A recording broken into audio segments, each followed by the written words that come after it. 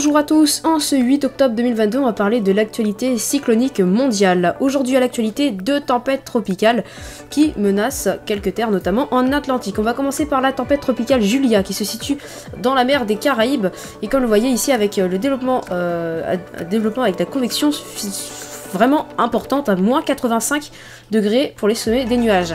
Le phénomène va peut-être passer en ouragan et va frapper le Nicaragua avant de passer au sud de l'Honduras et de menacer le Salvador. Donc le tout en touchant la Terre en catégorie 2 avec 90% de chance d'avoir des vents de tempête tropicale sur la côte et environ 60% de chance pour ce qui est des vents de puissance d'un ouragan.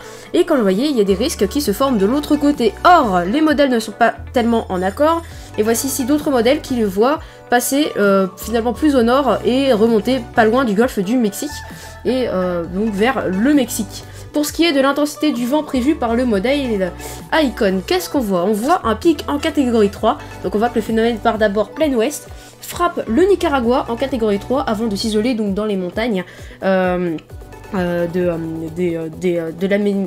l'Amérique centrale. Au niveau du Honduras, le modèle va pas plus loin et ça reste incertain.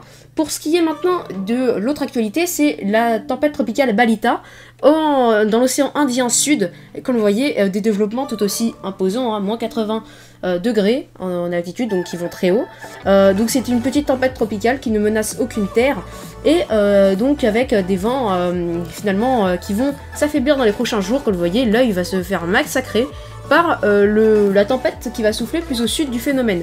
Pour ce qui est de la tempête tropicale Julia, il circule dans de l'eau à environ 29 à 30 degrés, et pour la tempête tropicale Balita, donc le tropical cyclone Balita, dans de l'eau plutôt à peu près à 26-27 degrés, et comme vous voyez par rapport aux prévisions, il restera dans de l'eau à la limite de la zone de formation, et comme vous voyez, il ne menace aucune terre.